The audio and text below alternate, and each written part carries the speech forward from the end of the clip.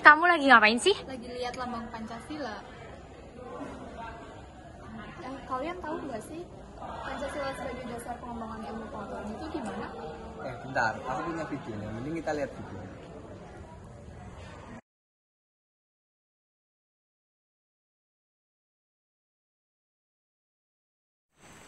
Apa arti Pancasila sebagai dasar pengembangan ilmu pengetahuan?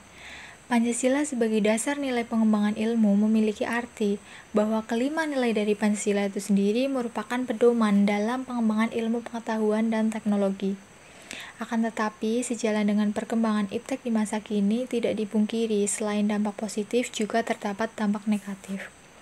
Pengaruh dari budaya luar dengan mudah masuk ke Indonesia menyebabkan lunturnya budaya Indonesia itu sendiri dan juga dijumpai kasus-kasus penyalahgunaan iptek yang tidak sesuai dengan nilai-nilai Pancasila. Oleh karena itu, kedudukan Pancasila sebagai dasar nilai pengembangan ilmu itu penting dan alangkah baiknya apabila meletakkan Pancasila sebagai etika pengembangan iptek. Apakah penting Pancasila sebagai dasar nilai pengembangan ilmu? Sangat penting, karena memperlihatkan peran Pancasila sebagai rambu-rambu normatif bagi pengembangan ilmu pengetahuan di Indonesia. Selain itu, pengembangan dan teknologi di Indonesia harus berakar pada budaya bangsa Indonesia itu sendiri dan melibatkan partisipasi masyarakat luas. Seperti contohnya adalah 1. Pluralitas nilai yang berkembang dalam kehidupan bangsa Indonesia dewasa ini seiring dengan kemajuan iptek menimbulkan perubahan dalam cara pandang manusia tentang kehidupan. 2. Dampak negatif yang ditimbulkan kemajuan iptek terhadap lingkungan hidup berada dalam titik nadir yang membahayakan eksistensi hidup manusia di masa yang akan datang. 3. Perkembangan iptek yang didominasi negara-negara barat dengan politik global ikut mengancam nilai-nilai khas dalam kehidupan bangsa Indonesia.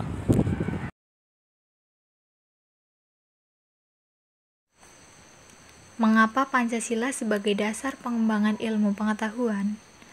Pancasila sebagai dasar nilai pengembangan ilmu memiliki kedudukan yang penting, dan alangkah baiknya apabila meletakkan Pancasila sebagai etika pengembangan iptek, karena Pancasila merupakan satu kesatuan dari sila-silanya yang harus menjadi sumber nilai, kerangka berpikir, serta asas-asas moralitas bagi pembangunan ilmu pengetahuan dan teknologi di Indonesia.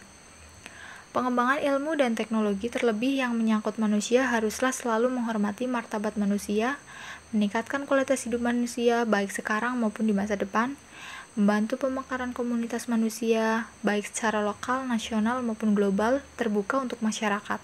Serta ilmu dan teknologi hendaknya juga membantu penciptaan masyarakat yang semakin lebih adil dalam kemunculannya dan perkembangannya. Bagaimana akibatnya jika pengembangan ilmu itu tidak sesuai dengan nilai Pancasila? Apabila iptek bertentangan dan tidak sesuai dengan nilai Pancasila, maka akan banyak dampak negatif yang ditimbulkan, seperti kerusakan lingkungan, dekadensi moral, dan lunturnya nilai-nilai luhur bangsa Indonesia. Kelima sila Pancasila merupakan pegangan dan pedoman dalam pengembangan ilmu pengetahuan dan teknologi. Dan Pancasila juga berperan penting sebagai rambu normatif bagi pengembangan iptek di Indonesia. Bagaimana contoh kasus pengembangan iptek yang bertentangan dengan Pancasila?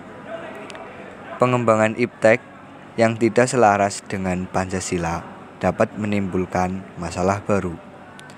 Contoh kasus adalah munculnya hate speech di media sosial yang tidak disikapi dengan bijak rasional. Hal ini tentunya menimbulkan keprihatinan, mengingat kampus seharusnya menjadi tempat membuka wawasan, bergaul dengan segala kalangan, dan mengembangkan iptek yang dapat bermanfaat bagi seluruh rakyat Indonesia. Bagaimana peran Pancasila sebagai dasar pengembangan ilmu bagi mahasiswa? Pancasila sebagai paradigma ilmu. Pentingnya Pancasila sebagai dasar nilai pengembangan ilmu bagi mahasiswa adalah untuk memperlihatkan peran Pancasila sebagai rambu-rambu normatif bagi pengembangan ilmu pengetahuan di Indonesia. Siapa yang meletakkan Pancasila sebagai dasar ilmu pengetahuan? Soekarno meletakkan Pancasila sebagai dasar nilai pengembangan atau orientasi ilmu, yaitu dapat dilihat dari pidato Soekarno ketika menerima gelar Dr. Honoris Causa di Universitas Gadjah Mada pada 19 September 1951. Bagaimana kaitan Pancasila terhadap pengembangan ilmu pengetahuan? Pertama, bahwa setiap ilmu pengetahuan dan teknologi yang dikembangkan di Indonesia haruslah tidak bertentangan dengan nilai-nilai yang terkandung dalam Pancasila. Kedua, bahwa setiap iptek yang dikembangkan di Indonesia harus menyertakan nilai-nilai Pancasila sebagai faktor internal pengembangan iptek itu sendiri.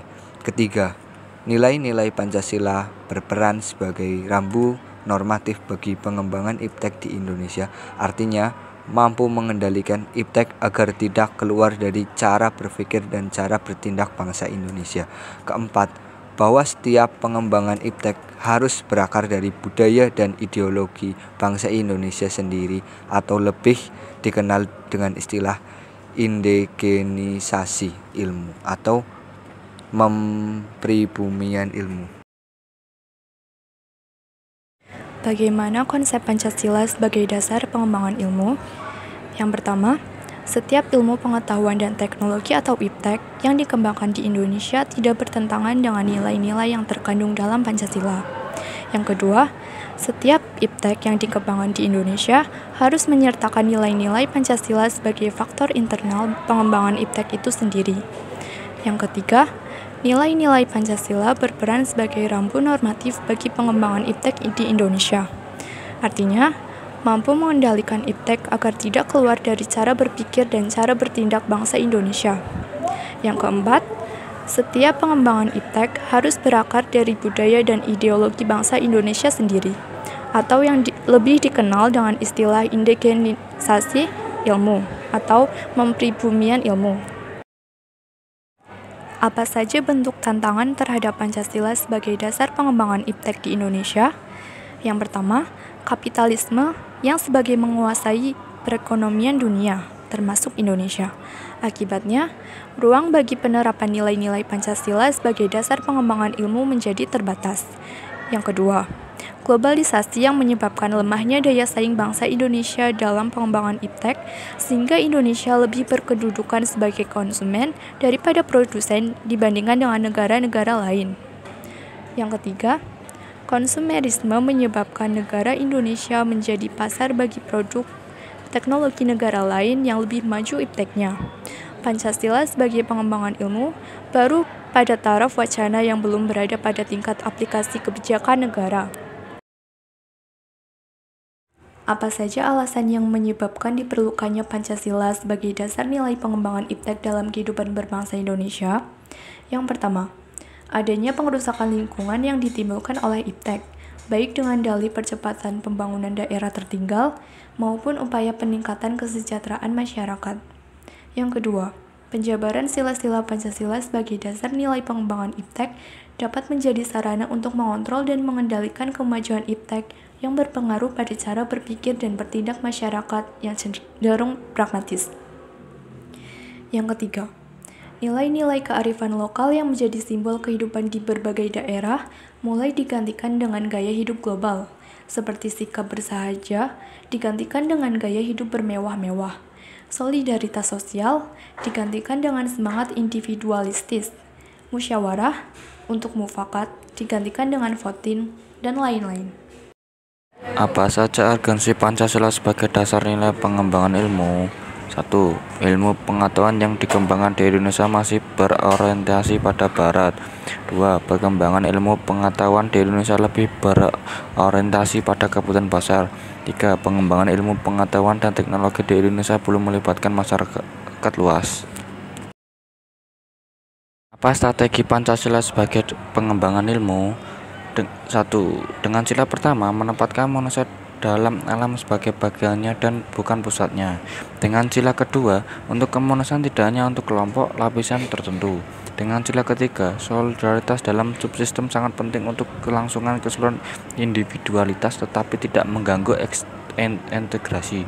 Dengan sila keempat, penerapan dan penyebaran ilmu pengetahuan harus demokratis, dapat dimusyawarahkan secara perwakilan sejak dari kebijakan, penelitian sampai penerapan massal. Melalui sila kelima, keadilan sosial juga menjaga keseimbangan antara kepentingan individu dan masyarakat.